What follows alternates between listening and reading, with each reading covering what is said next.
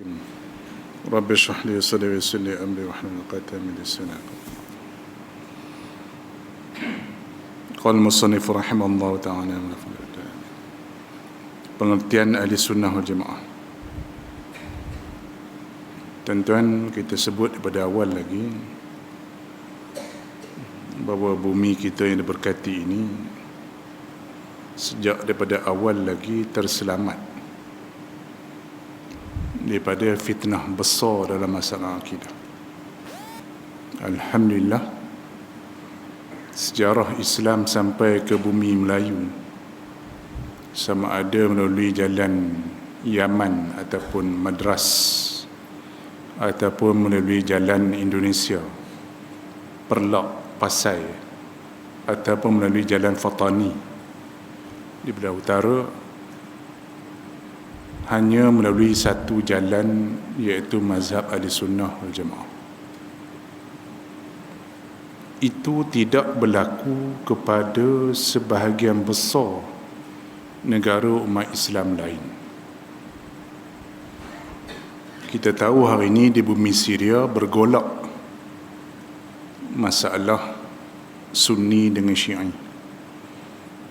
Iran memang sudah lama. Kemudian Iraq selepas Perang Teluk, Saddam Hussein jatuh, Syiah sudah menguasai sebahagian besar daripada Iraq. Bahkan bumi Yaman yang terkenal dengan mazhab Syafi'i dari segi fiqh dan Asy'ariyah dari segi akidah juga tidak terselamat daripada masalah pergolakan, perpecahan masalah akidah. Sebab tu pernah Syekh Yusuf Qaradawi pernah datang ke Malaya kita, Malaysia. Dia pernah bercakap, Tuhan berkati Malaysia ini, rahmati Malaysia ini dengan tidak berlakunya perpecahan mazhab, pergolakan mazhab. Jadi jangan duk bawa pahaman pelik-pelik mai duk negeri kita. Sejak sekian lama, daripada Empire Melaka, Kesultanan Kedah, Kesultanan Perak, Kesultanan Johor, ya, memang tauhid kita berpegang kepada Asy'ariyah dan fiqh kita pegang pada mazhab Syafi'i. Bahkan undang tubuh negeri Perak meletakkan bahawa hanya yang berbangsa Melayu, beragama Islam, bermazhab fiqhnya Syafi'i dan berakidah Asy'ariyah saja yang boleh jadi MB Perak. Begitu sekali. Tetap mungkin agak pelik, mana mari undang tubuh negeri Perak itu, iaitu kita panggil undang 99 negeri Perak, sejak pada Sultan Muzaffar Shah datang pada 1524 datang ke Perak ni jadi Sultan Perak yang pertama. Itu adalah datang daripada kanun negeri Melaka. Itu sejarah dia. Kalau orang tanya Kesultanan Melaka yang jatuh tu sudahnya pergi ke mana? Dia datang ke Perak. Dia pergi ke Johor juga. Sultan Mahmud Mangkat di Julang itu keturunan itu juga, tapi sudahnya lebuh apa itu je. Datang ke kesultanan lain pula yang berbentuk Kesultanan Johor. Tapi Kesultanan Perak memang kita ambil, itulah Tok Temung, Tok Jawang, Tok Teroso pergi ke Indonesia, ke Sumatera Utara sana, pergi panggil Sultan Muzaffar Shah kedua datang untuk ditabalkan sebagai Sultan Perak yang pertama. Sejarah dia tu. Jangan orang Perak pun tak tahu sejarah ni, kacau. Tu tanya orang Kota Lama tu, kenapa dia Kota Lama kanan, Kota Lama kiri pun tu haram, dia tak tahu tu cerita sejarah. Ni cerita sejarah. Supaya apa? Supaya kita sedar bumi Melayu kita ni berdaulat. Ada empire. Ada sejarah. Bukannya orang Melayu pakai selampit macam orang Asli tu, Sabah Sarawak tu, bukan. Sejarah Melayu ada empire lama.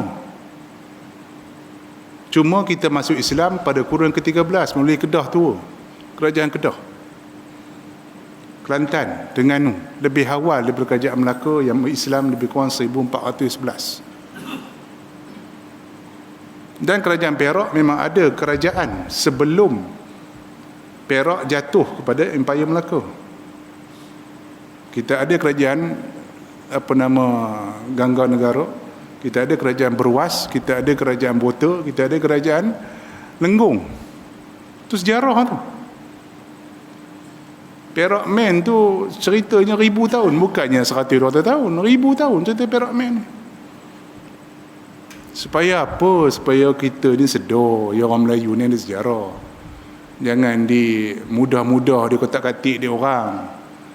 Mari dia kata Melayu mana ada sejarah. Melayu pun main numpang negeri ni. Percaya. Bangang. Spesi bangang. Itu payah juga. Duk layan drama bodoh TV tu je. Duk tu sembang bodoh dalam Facebook, WhatsApp. Tu lah sembang. Dia tak mau kaji sejarah bangsa dia sendiri. Ini masalah. Sebab tu saya suka sebut pada pelajar saya, untuk memahami apa juga subjek, kita kena baca sejarah. Walaupun dulu saya sangat benci subjek sejarah kat sekolah. Tak tahu. Subjek sejarah adalah subjek yang paling memboringkan di sekolah dulu. Cikgu masuk je cerita ngau-ngau, mesti tidur, mesti lebuhnya tidur subjek sejarah. Nyaris tak fail SPM sejarah. Tapi bila awak mengajar je ni baru faham pentingnya sejarah. Orang yang tak melihat sejarah akidah ni, dia takkan faham saja akidah. Sebab tu setengah subjek macam fiqh, dia ada satu khas subjek dalam subjek syariah sana, tarikh tasyri'. Tarikh tasyri'. Saya pelik, kenapa dalam fiqh je ada tarikh tasyri', dalam ilmu lain tak ada. Sepatut ilmu lain pun ada, dipanggil tarikh tafsir ke, tarikh hadis ke, tarikh akidah ke, tarikh tasawuf ke, mesti ada supaya kita faham mana mari. Dan satu benda yang amat menyedihkan, orang Melayu kita ni, dia sangat tak tahu sejarah diri dia sendiri. Itu masalah kita. Jadi saya nak mengajak tuan-tuan hari ni supaya melihat semula sejarah. Itu sejarah asal. Alhamdulillah. Alhamdulillah. Tuhan selamatkan kita. Tuan-tuan bayangkan 1511 kerajaan Melaka jatuh. Kerajaan negeri-negeri berselerak. Mujurlah masih ada. Saya sebut tadi macam Perak pergi ambil Sultan balik. Kedah kekal dengan Sultan Kedah. Yang akhirnya pecah jadi perlih. Pening bagi kat Perancis Selat Beruk tu kan. Pergi bagi tanah dekat Perancis Selat. Gitulah. Johor pergi bagi Singapura dekat Raffles. Itu sejarah. Sejarah tu. Termasik sejarah. Mana semenanjung tanah Melayu tu bermula pada Seketing Kera sampai ke Riau. Itu sejarah. Maknanya yang hari ni Batam tu termasuk dalam kerajaan Johor. Masuk. Tapi dipecahkan oleh penjajah. Penjajah masuk, dia pecah-pecah negeri kita. Itu sejarah. Jadi bila jatuh kerajaan Melaka tadi, so sultan-sultan inilah yang menyelamatkan negeri-negeri Melayu daripada dirosakkan nombor satunya agamanya. Sebab tu saya kata selama 400 tahun negeri Melayu dijajah, walaupun tidak secara rasmi. Cuma tahun 1820-an baru Inggeris masuk secara rasmi ke Perak. Bila Perjanjian Pangkor, Sultan Abdullah sign, maka dia menyerahkan secara rasmi Perak kepada Inggeris.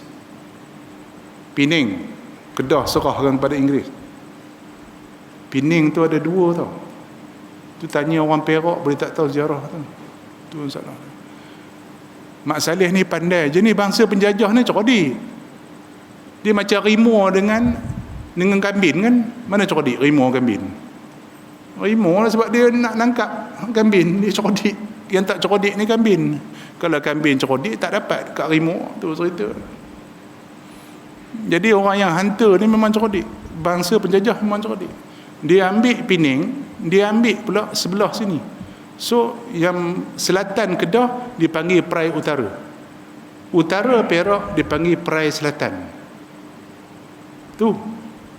Sepatut Perak pun dapat juga tu pampasan sewa. Tak tahu dah dapat berapa duit kalau dapat pun. Tak tahu. Tuan-tuan bayang Perai Selatan tu start dari mana? Daripada Bukit Mentajam tu sampai ke Perak Buntor tu, berapa luas tu. Sepatut Pening bayar pada kat Jangan Perak. Sebab tu kekal 9 sultan tu tadi, ataupun 8 tolak perlih. Sejarah. Tuan-tuan, saya sebut pada hari itu lagi, negeri-negeri yang dulunya hebat masa Empayar Islam, Uzbekistan, Turkistan, semua ni, Gohik-Gostan yang Piramli cerita tu lah. Ni negeri yang hebat, negeri yang lahirnya ramai ulama. Imam Bukhari lahir situ, Imam Tirmizi lahir situ, Imam Samarkandi lahir situ, Imam lahir situ semua. Tapi duduk lebih kurang tahun 24 bila Osmaniyah jatuh, Stalin dengan Lenin setan tu pergi ambil rampas negeri Arab, negeri Islam tadi, dia duduk bawah empire dia, di bawah Soviet Union. Tu 1925. Jatuh tahun 1992. Lebih kurang berapa tahun? Tak sampai 70 tahun lah. Lebih kurang 70 tahun. 68 tahun lebih kurang. Tuan-tuan, dalam tempoh 68 tahun tu, seluruh negeri Asia Tengah tu hilang terus identiti Islam dia. Hilang terus. Pasal apa saya kata hilang terus? Selepas Soviet jatuh tahun 92, akan berlakunya pergolakan di Bosnia, sebab berlakunya antara ni, adik-adik yang muda ni tak tahu cerita ni kan, ni cerita tahun 92 ni, cerita lama, benda yang menyayat sejarah umat Islam, antara Bosnia dengan apa nama bangsa Kroat ni sebagainya bergaduh. Serbia pun habis. Itu sejarahnya bila negara Islam nak berlepas diri daripada Soviet. Yang jadi isu saya nak sebut masa tu di Mesir, kami di Mesir masa tu, kawan-kawan kita daripada Uzbek, daripada Tajikistan, daripada Kyrgyzstan, semua datang ke Mesir, datang belajar di Mesir. Kami ingat masuk kuliah Usuluddin ke Syariah ke? Kami bertanya, awak bertanya, masuk kuliah apa? Usuluddin ke Syariah? Tak. Cakap pun tak reti, cakap Arab apa, sepatah-patah cakap. Belajar mana? Belajar ni dipanggil sekolah special di Mesir, itu sekolah swasta. Belajar apa? Belajar alif bata. Belajar balik alif bata. Hai, saya kata negeri korang tak ada belajar alif bata? Tak ada. Bila komunis pegang negeri dia orang 70 tahun tadi, segala masjid, sekolah harap semua tutup. Tuan-tuan bayang ke generasi yang 70 tahun tu mati, tak semayang, tak puasa, tak apa. Tuan-tuan bayang kan? Tuhan tak kenal, apa tak kenal. Baru 70 tahun dijajah. Kita bangsa Melayu 400 tahun lebih dijajah oleh Portugis, Belanda, Inggeris, Jepun. Sekejap komunis hadam jadah masuk sat, jadi jajah. Tapi alhamdulillah, tuan-tuan ada dengar? Kuatlah tuan-tuan belah-belah sini dengar belah-belah panjang ni ke, belah-belah karet, mana lah Lempur ke, ada makcik-makcik cerita ni kampung ni dulu Melayu, sekarang dah jadi Hindu. Ada tuan-tuan dengar? Kuatlah belah-belah Senggang ke, kampung mana ke, ni dulu Islam ni, sekarang dah jadi Hindu. Ada jadi Kristian, jadi Buddha. Ada tuan-tuan dengar? Tak ada. Jadi komunis pun tidak. PKM tak hidup di negeri Melayu. Tuan-tuan agak pasal apa? Tak, agak tuan-tuan lah. Kenapa Belanda tak boleh kuasai Melayu, Portugis tak boleh kuasai Melayu, Inggeris tak boleh kuasai Melayu, komunis tak boleh kuasai Melayu? Pasal apa? Ni orang Melayu dia pegang sungguh akidah tu, dia tak lepas. Tak lepas. Sampaikan anak Belanda Natrah tu pergi duduk dengan orang Melayu. Anak Belanda nak masalah. Pergi kahwin dengan orang Melayu. Bila pak lepas perang dunia kedua, mak dia nak bawa balik anak dia. Satu Singapura bangkit 17-an. Pasal apa? Nak selamatkan akidah. Bukan orang Melayu, anak Mat Saleh. Tak dengar negeri Melayu, orang Melayu murtad. Tak dengar. Alhamdulillah, fabiha wa ni'mah. Pasal apa? Sebab orang Melayu pegang pada akidah. Tak ngaji tinggi pun, sebab 20 ya. Allah wujud qidam baqa. Bukan tu ya, 20. Alhamdulillah. Hari ini lepas merdeka, anak Melayu dah masuk universiti ramai. Dah ada anak Melayu yang petikaikan sifat 20. Ada anak Melayu yang berani petikai Quran Sunnah. Ada anak Melayu yang berani pijak Quran, tuan-tuan.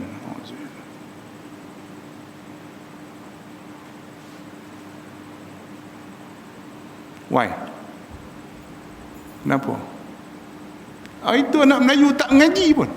Tak sekolah tinggi. Tuan-tuan tanya, minta maaf saya tanya abang-abang kita yang berumur ni. Berapa ramai budak balik Azhar tu masa tahun 50-an? Saya tanya tuan-tuan. Ustaz saya, arwah Ustaz Rashid, baru meninggal tahun sudah. Dia cerita dia balik pada Mesir, orang kampung pukul kompang. Dia balik pada Mesir, orang kampung pukul kompang. Hai balik. Ustaz balik Mesir, orang kampung balik Mesir, pukul kompang. Mana tak ada orang balik Mesir masa tu. Lah ni kalau kat taman saya duduk tu, ni balik Mesir, ni balik Jordan, ni balik Madinah, penuh budak mesti. Tapi ada orang Melayu yang berani petikai Quran Sunnah. Ada orang Melayu boleh main-main bab semayang, boleh buat TikTok bab semayang, gelak-gelak. Dulu jangan harus arwah Tok Wan nak cerita, dia nak ceritakan orang Melayu dulu sensitif bab agama ni. Tu kata akidah, dia sensitif bab agama. Orang Batu Kura dulu pada orang jahat dah. Bukan kata orang dulu baik-baik. Yang kaki mabuk memang kaki mabuk dah. Dulu nak mabuk dia pergi Tepin dulu. Batu Kura tak ada jual tuak, kita pergi mabuk ni Tepin. Balik dah dekat subuh. Balik tengah pening mabuk tu, nampak Tok Bilal nak pergi buka surau masjid Batu Kura tu. Nampak. Shh, Tok Bilal. Pusing kot jauh. Hak tengah mabuk, tengah nak tengok Tok Bilal nak buka masjid surau baca sunat subuh ni, lali kot jauh. Malu kat Tok Bilal. Tu orang dulu. Setan jahat macam mana pun dia reti hormat Tok Imam, dia reti hormat Tok Bilal. Pasal apa? Ada akidah dalam perut. Dia tahu dia jahat. Tu Tok Bilal orang baik. Ni masjid tempat orang baik. Hari ni duit masjid pun dia mensapu. La ilaha illallah Rasulullah. Mana akidah kita bang? Mana akidah kita bang? Duit tabung haji pun dia mensapu. Duit zakat pun balun. Nah, mana akidah? Saya tahu orang dulu tak ada alim mana, jahil, tak mengaji tinggi mana. Tapi orang dulu pegang sungguh. Sebab tu saya kata besar jasa tok-tok guru kita dulu, pak-pak lebay kita dulu, yang dia mengajar di surau-surau, buka sekolah-sekolah rakyat. Walaupun adalah sikit-sikit masuk bulan-bulan, orang bagi beras, bukan bagi orang bagi duit, bagi beras, itu je. Besar jasa bang. Sebab tu saya cukup pantang orang kutuk ulama. Saya cukup pantang. Apalah ulama buat, kepala otak engkau apa ulama buat, yang kau buat apa? Ulama pertahankan akidah Melayu kita 500 tahun ulama buat. Dia tak tunjuk. Kita baru derma sikit masuk Facebook dah. Derma dekat masjid ni masuk Facebook. Bagi makan gelandangan masuk Facebook. Ulama dulu tak ada. Balik Mekah, balik Mesir, buka pondok tanah-tanah wakaf habis bagi kat sekolah.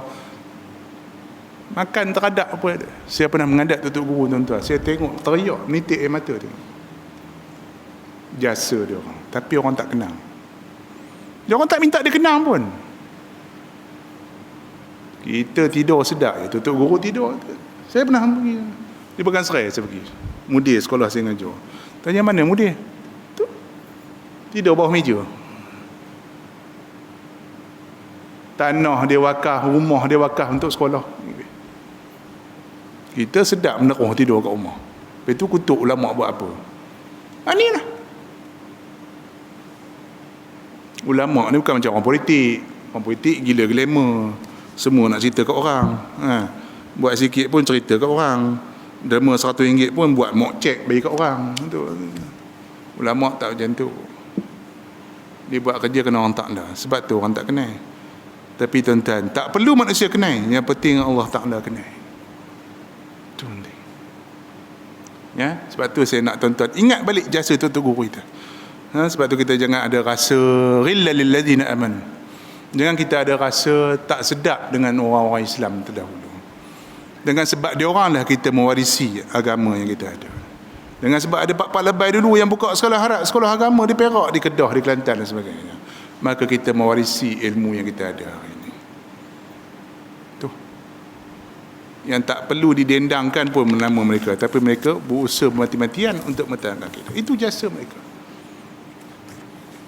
Tapi hari ini kita buat risalah kutuk ustaz-ustaz pondok ni pakai serban RM1 apa semua kan. Itulah. Rasa diri tu pandai benar. Itulah. Baik, tak mana ahli sunnah wal jemaah ni? Saya dah cerita pada awal hari tu kan, sejarah ahli sunnah wal jemaah. Ahli sunnah wal jemaah ni bukan mazhab baru. Itu saya nak buat tuan-tuan. Ya, ramai orang anggap ahli sunnah wal jemaah bermula sejak Abu Hasan Asy'ari. Abu Hasan Asy'ari, Abu Mansur Maturidi, Junaid Al-Baghdadi hanya refresh balik, bawa balik. Sebab saya kata hari itu ilmu dalam Islam berkembang pertama melalui fiqh. Ulama kurun pertama cukup obses dengan ilmu fiqh. Kurun kedua, kurun ketiga ulama obses dengan hadis. Kurun keempat ulama obses dengan tafsir. Sebab tu kalau tuan-tuan tengok kitab fiqh timbul dulu. Lepas tu timbul mazhab fiqh, mazhab ahli hadis, mazhab ahli ra'i, timbulnya Auza'i, timbul Nakhai, timbul Abu Hanifah, timbul Imam Malik, timbul Imam Syafi'i, Ahmad bin Hanbal, macam-macam. Berbelah-belah mazhab. Tu kalau orang ngaji syariah tu 14 mazhab mengaji. Masya-Allah, tabarakallah. Tanya orang syariah. Roh Tok Wan cerita tu. Dia kalau duduk pondok ni, kalau pakai piah putih mencawak ni, tu baru masuk pondok. Pakai piah putih. Baru baca kitab Jawi. Baru baca Matul Musalli.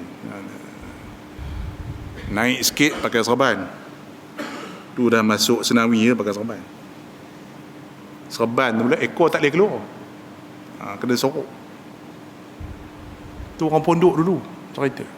Pasal apa sorok ekor tu? Mana tak erti, jangan tanya lagi. Tu baru baca kitab, jangan tanya jawab masalah, tak ada jawab lagi. Kalau dah juntai serban ekor tu, tu boleh tanyalah masalah. Tapi kalau piah putih, serban putih itu masalah kecil-kecil boleh lah. Kemudian ada pula belang tu. Kalau belang tu andai lah boleh baca kitab Arab lah.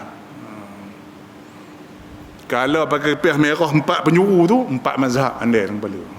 Tu orang dulu. Ni kitab Jawi tak boleh baca pun pakai serban merah. Tak dikira balon semacam. Ada orang tanya dia, ustaz kenapa tak pakai apa itu? Tak wani aku. Kami di Azhar yang boleh pakai serban merah tu Al-Hafiz je. Dia ada beza tu. Al-Hafiz ni dia tinggi macam tu. Kalau tuan-tuan tengok di Azhar tu, dia ada yang serban yang tinggi tu. Itu qari. Itu tebuk dah qiraat mana pun. Apa? Bukan takat apa Quran. Qiraat tu tebuk tu mana pun. Apa? Dia kalau rendah sikit tu syekh hadis. Lain. Kita main semerak je. Kalau yang bersegi tu syariah. Yang tak pakai piah macam aku ni Usuluddin. Tu. Usuluddin tak pakai piah. Dia pasal poh kerja maki orang.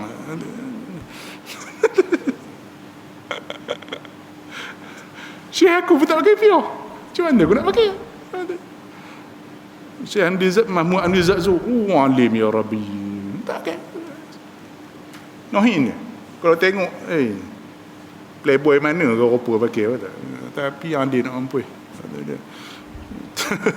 Tu beza dia. Okey. Tak mana pula. Baik, saya bawa kesimpulan ni. Saya buka rahsia lah, sifat 20 sikit. Sifat 20 tu ada 4 pecahan. Pertama, sifat nafsiah. Ni tempat kedua buka rahsia ni. Pertama buka di Semanggui. Tempat untuk guru kan Semanggui. Pertama, sifat nafsiah.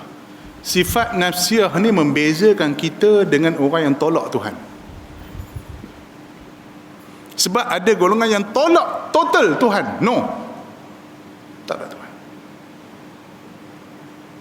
Maka ulama letak wujud dulu. Pasal apa letak wujud dulu? Dah ada baru cerita. Tuan-tuan nak buat rumah, pergi jumpa tukang. Saya nak rumah macam ni, gini. Lalas tukang tanya, bang, tanah kat mana? Tanah kat mana? Tak ada lagi. Dia baru sedah kepala tu bagi. Tukang bagi pelempang sedah kita. Bodoh. Nak cerita pun mai lah tanah dulu nak cerita. Ni tak ada nak cerita pertama. Nak buat rumah apa? Jawab mai. Ustaz, saya nak istikharah. Apa? Istikharah nak cari jodoh. Okey. Jodoh orang mana? Tak ada lagi. Tak ada istikharah korok apa. Istikharah ni dua. Bersama ada seorang nak ke tak nak, ataupun ada 2-3 orang. Maklumlah orang handsome, ada 2-3 calon. Ni langsung tak ada calon nak cerita pasal apa. Sebab tu dalam akidah ulama letak wujud dulu. Tuan-tuan, ulama letak wujud ni bukan main-main. Kita buat gelak-gelak. Ni pok-pok yang wailun ni dia buat gelak-gelak. Apalah sat ada lawan tak ada. Ada lawan tak ada. Main. Hang pernah dengar tak istilah mazhab wujudiyah? Apa dia ustaz? Hang tak reti duduk diam. Kalau bengong duduk diam. Ada golongan falsafah yang nak petikai Tuhan tu wujud ke tidak? Ni wujud kita ni wujud betul ke wujud maknawi? Macam mana ustaz? Tak reti duduk diam. Kalau tak reti duduk diam. Bukan sehari dua ulama mengigau pergi buat sebab 20 ni, bukan. Kalau hang tak puas hati, hang rasa nak buat kitab lain, hang buat. Jangan condemn orang.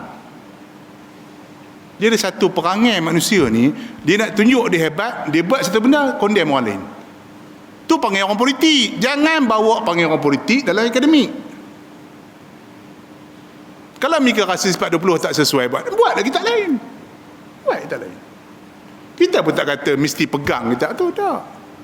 Tapi tuan-tuan boleh buka anak murid kepada Syekh Profesor Najib Alatas. Profesor Wan apa nama? Profesor, kita pun tak kenal. Tanya ni. Tuan-tuan tanya anak muda kita. Najib Atas siapa dah? Dok Bakar kenal? Tak kenal. Tak kenal. Dia kenal artis SPM grade 3. Pak lawak tak ada kualiti punya tu kenal. Profesor universiti, orang yang berjasa pada negara tak kenal. Ni masalah kita. Ni masalah kita. Apa kata Profesor Wan? Saya tengok Wan apa nama. Dia anak murid kepada Najib Atas. Dia kata Asy'ariyah ni dia ada legacy dalam bentuk tamadun 1000 tahun. Mu yang nak kutuk demo ni, demo dah buat Dah buat tamadun dah daripada zaman Saudi Ayyubi, membentuk kerajaan Islam, menjatuhkan Syiah di Mesir. Osmaniyah tegak dengan mazhab Hanafi, mazhab Maturidi 1000 tahun. Mu nak lawan, mu bawa apa? Kita lawan. Tak apalah nak lawan, nak bawa lah satu kitab lain. Jangan condemn orang lama. Ni perangai kita. Ada. Wujud tu membezakan kita dengan komunis, membezakan kita dengan etis, membezakan kita dengan golongan animisme yang menganggap Tuhan tu wujud tapi tak wujud, wujud yang tidak bersifat, tidak berzat. Tu tanya animisme pun tak faham. Ni payah dia tahu. Tu macam kalau di Malaysia mungkin dah kurang benda macam ni. Ni Indonesia masih banyak ni. Di Afrika sana banyak ni. Dia apa je boleh jadi Tuhan. So Tuhan ni dia fleksibel. Bahasa mudah dia tak nak pergi faham. It can be anything. God can be anything. Dia tak ada satu sifat khusus, tak ada satu zat khusus. Apa-apa je pelik, Tuhan. Mampu. Dijumpa je pelik tu, saat ada Tuhan gemuk, ada Tuhan kurus, ada batu jadi Tuhan, ada kayu. Sebab dia tak ada sifat khusus, tak ada zat khusus. Itu pemahaman ini semua. Kita tolak dengan sifat wujud. Satu. Yang kedua dipanggil sifat salbiah. Sifat salbiah tadi kita menolak semua pahaman agama lain. Percaya Tuhan tapi syirik. Percaya Tuhan tapi Tuhan ada anak. Percaya Tuhan tapi mengatakan Tuhan macam makhluk. Itu kita tolak dengan 5 sifat salbiah. Qidam, baqa', muhtata'an, kombinasi, wadaniyat. 5. So, bila kita tolak dengan 5 tadi, kita tolak semua agama lain daripada Islam. Boleh? Kita tolak Kristian, kita tolak Hindu, kita tolak Buddha, tolak Yahudi, tolak habis 5 benda dengan 5 salbiah. Sebab tu nak faham sifat salbiah kena letak tidak depan. Sebab salbiah mana tolak, negatif, salab. Maka nak faham qidam, Tuhan tidak ada awalnya. Baqa', Tuhan tidak ada akhirnya. Mukhatabah hadis lagi dah, Tuhan tu tidak ada sama dengan makhluk. Qiyamul nafsi, Tuhan tidak memerlukan sesuatu. Wahdaniyat, tidak ada duanya bagi tu Tuhan. Satu. 5 sifat sabiah. Masuk sifat ma'ani, qudrat, iradat, ilmu, hayat semua, kita membezakan Asy'ariyah ahli sunnah dengan pahaman-pahaman bid'ah lain yang wujud dalam orang Islam sendiri. Kita tolak Qadariyah, kita akan tolak Jabariyah, tolak Jahmiyah, tolak Syiah, tolak habis. Itu dengan 7 sifat ma'ani. Mak susun tu cantik dah bang. Bila saya nampak benda ni bang? Saya nampak ni bila? Baru tahun sudah saya nampak. Kenapa pula mak susun macam tu? Tak lama selepas 28 tahun duduk dalam Sudin baru nampak. Selepas 20 tahun mengajar tauhid baru nampak. Cantik betul ulama letak. Kecil. Tuan-tuan tengok kita tauhid kan kecil. Kita mengaji Fathul Faraid, Aqidatul Najin, kecil. Alah 30 muka, 50 muka. Tapi 30 muka, 50 muka itu kata Imam Ghazali, seluruh ilmu akhirat dan ilmu dunia ini dihimpun dalam tauhid. Seluruh ilmu dunia ni, sains semua, sampailah ilmu agama, semua tafsir hadis, semuanya terhimpun dalam ilmu akidah. Ghazali nampak view sampai tahap tu. Saya baca kata Ghazali tu, Ghazali ni betul ke Ghazali ni? Takkanlah semua ilmu duduk dalam tauhid. Tapi bila saya mengaji pasal apa, ya, mengaji falak, mengaji pendengar agama, mengaji tayarat, ideologi komunis, kapitalisme, Sigmund Freud, betul. Iqra bismi rabbikal ladzi khalaq, betul. Sebab tu saya hurai Iqra' tu 2 jam.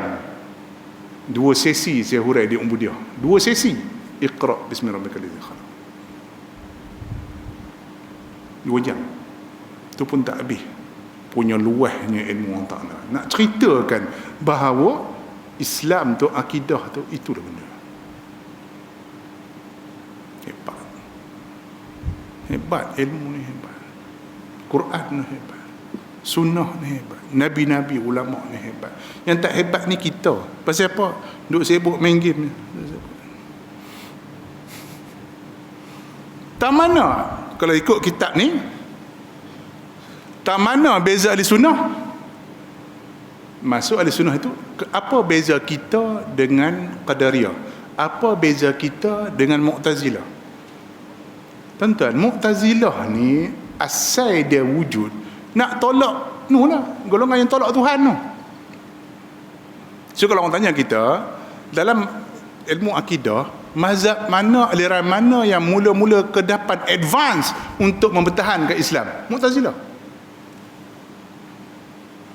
Baru tahu. Baru tahu. Tuan-tuan ingat yang jadi Mu'tazilah ni Cak Ayam? Agak-agak lah. Cak Ayam kot, SPM tak lepas kot. Antara yang kepala Mu'tazilah tu Al-Qadhi Abdul Jabbar. Al-Qadhi. Tuan-tuan ingat Qadhi je Ustaz. Tuan-tuan ingat Qadhi Kuala? Bang ingat Qadhi Kuala ke bang? Qadhi Tepin? No, Qadhi Baghdad. Bukan Qadhi Tepin, Qadhi Baghdad dulu, masa Empire Abbasiyah. Bila kata Qadhi Baghdad, dah tentulah ketua ulama Baghdad tu Mu'tazilah.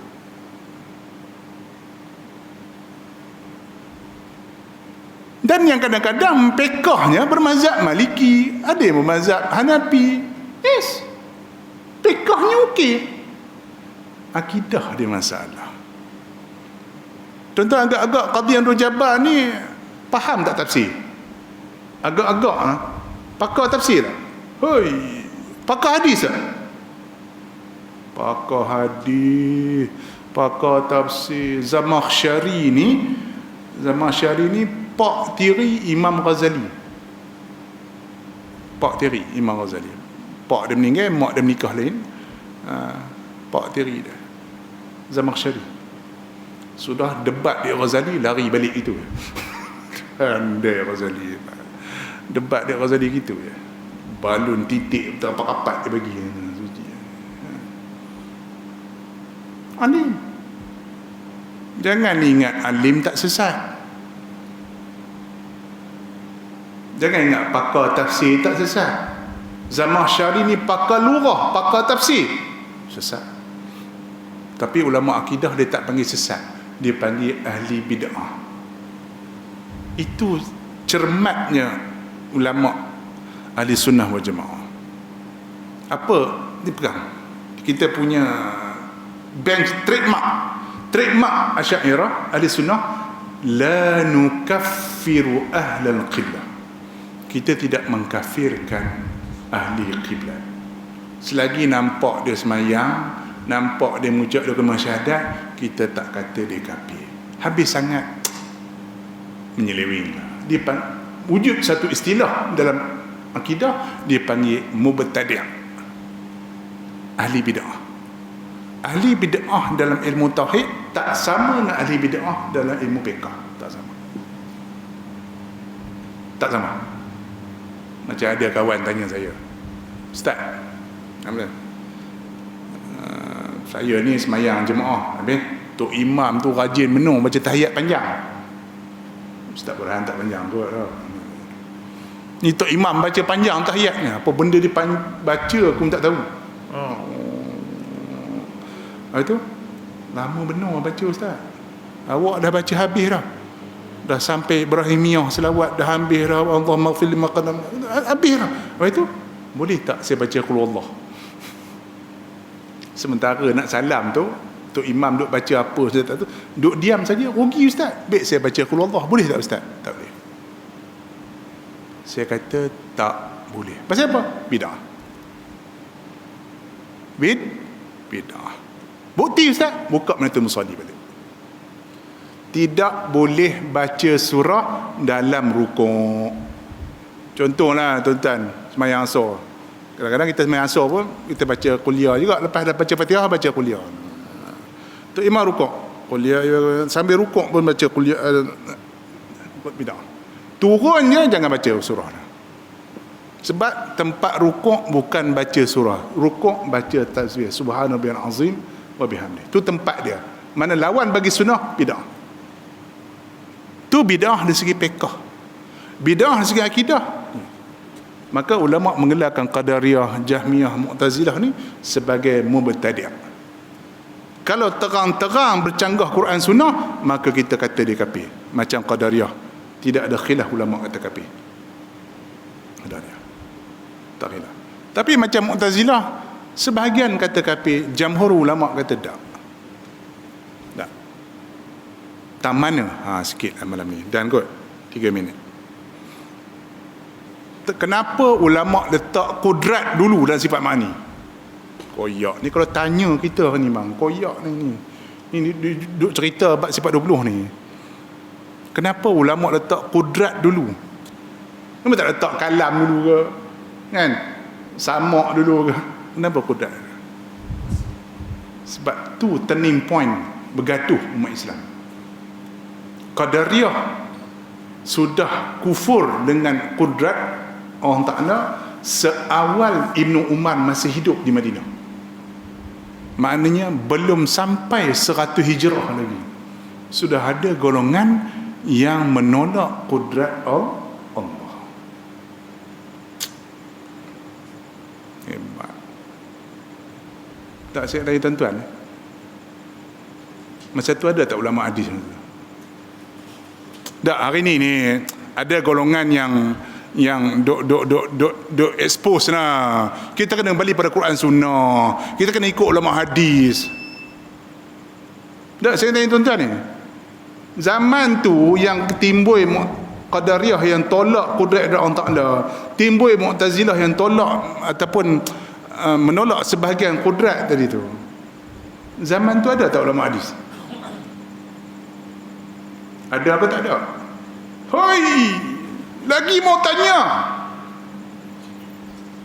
bukan lagi ada, sepoh. Penuh ulama hadis. Mana satu biji mata ulama yang boleh rat? Tak ada. Sebab disiplin ulama hadis bukan bertekak. Ulama hadis ni disiplin dia sami'tu an fulan an Rasulillah sallallahu alaihi wasallam qal. Itu ulama hadis. Tu ulama hadis punya style. Ulama tafsir pun lebih kurang macam tu juga. Hadis Nabi cakap ni, Quran cakap ni. Dia bukan disiplin bertekak. Yang bertekak ni ulama tauhid. Yang boleh lawan orang-orang tauhid ni ulama tauhid juga. Ni dia bawa hari ni ilmu tauhid menurut ulama hadis. Hari ni ada orang karang kitab tauhid menurut ulama hadis. Ada pula baru timbul pula usul fiqh menurut ulama hadis. Bang, ulama yang mula-mula menyusun, bukan karang, yang mula-mula menyusun usul fiqh ialah Imam Syafi'i. Imam Syafi'i pandai hadis ke tak? Tak nak tanya ni, nak tanya tu soalan ya. Imam Syafi'i tadi ni yang bila khalifah minta tolong bagi tahu kat aku macam mana kamu istinbat hukum, Imam Syafi'i panggil Muzani mai sini, ta'al Muzani ta'al. Ni khalifah minta macam mana aku istinbat hukum. Masa tu Syafi'i ada Mesir lah. So Syafi'i panggil Muzani, mari sini Muzani, tulis surat kepada khalifah. Tu kitab usul fiqh tu nama dia Risalah. Surat kepada khalifah. On the spot Syafi'i sebut gini, ayat Quran begini, kedudukan hadis begini, kalau am macam ni, kalau mutlak begini, kalau khas begini, kalau mari ayat begini, tolak macam ni. On the spot. Tak payah pakai Facebook, tak payah pakai laptop. Macam Mayo Muzani kata aku salin macam Syafi'i duduk depan dia, kitab penuh dalam kepala dia. Dia bukan setakat alim hadis, dia pakar hadis. Boleh mu berani karang tahun 1400 Hijrah ni usul fiqh menurut ulama hadis. Dia nak bagi kita penin.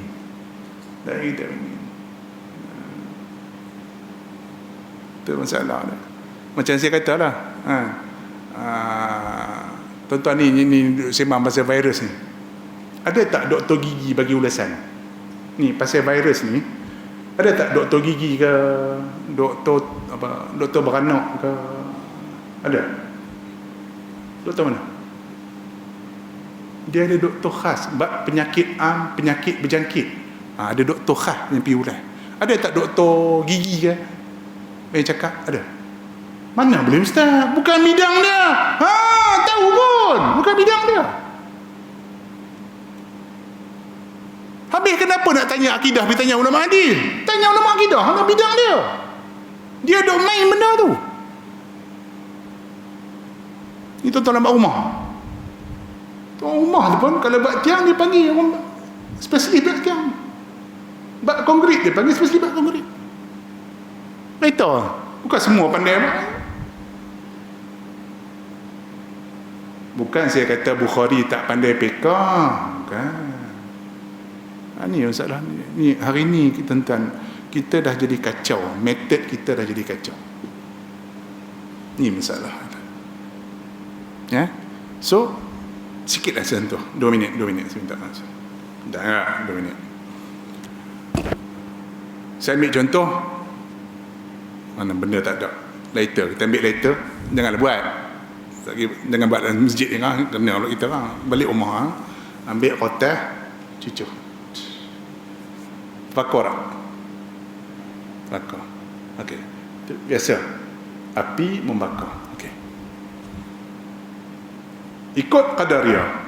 Api itu dia membakar dengan kudrat iradat dia sendiri.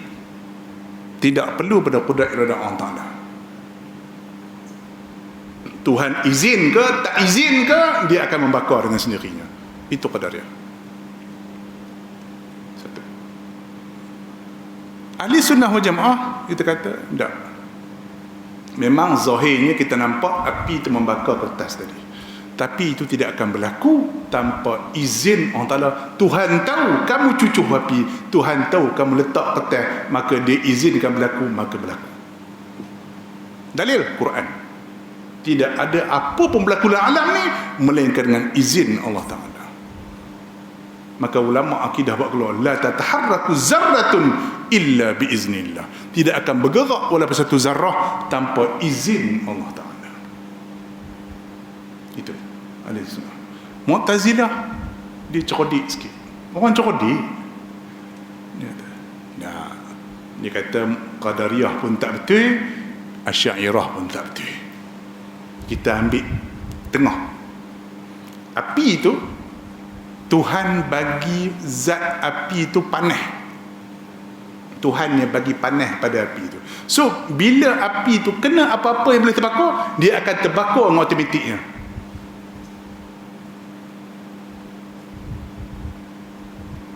Sebab Tuhan dah bagi dah. Tuhan dah kata dah, api mesti membakar dengan sendirinya. So tak perlu izin Tuhan dia membakar. Gitu. Nampak beza tak? Nampak macam logik. Orang Mu'tazilah ni orang mantik. Dia jenis orang logik. Sebab itulah kita buat dosa, kita yang tanggung. Sebab kita yang buat. Kudrat kita. Tu dia. Tuan-tuan buat maksiat. Kudrat Tuhan ke kudrat kita? Dia kemas tu. Tentu Mu'tazilah kemas tu. Cara dia debat. Asy'ariyah kata dah. Memang dah nampak zahir kita yang buat. Tapi kalau Tuhan tak izin, bukan kata Tuhan suruh, Tuhan larang kita buat maksiat. Kan? Tuhan suruh kita buat ibadat. Tapi yang menggerakkan badan kita, sebab badan kita ni ada sistem sel semua, takkan bergerak dengan izin Allah Ta'ala. Halus, benda ni halus. Halus. maka sebagian ulama kata Mu'tazilah kufur sebab macam menafikan iradat Allah Ta'ala. Jamhur ulama Asy'ariyah kata dah, biarlah dia benda kecil, benda-benda halus, kita tak boleh kafirkan orang dalam benda halus. Lain kalau dia pergi sembah tok kong seketul, kafir. Macam Qadariyah memang bodoh, dia tolak tu kudrat Allah Ta'ala, kafir. Sebab apa? Sebab dia masih katakan api tadi dia panas dengan Tuhan bagi. So dia ada juga kata Tuhan punya kudrat di situ. So tak boleh kata kafir. Nak faham tu bang, bolehlah. Bolehlah. Tak sini turning point dia. Perpecahan masalah di kalangan orang Islam tang situ. Kudrat. Maka Asy'ariyah letak kudrat dulu dalam sifat ma'ani. Wallahu a'lam. Dapat ada 2 slide. Tidak tadi target sampai 4. Ustaz, tak ada SOP. InsyaAllah. Bismillahirrahmanirrahim. Alhamdulillah wassalatu. Allahumma nabiyyu rahman rahmin wa bil haqq qala. Alhamdulillah. Ya Allah.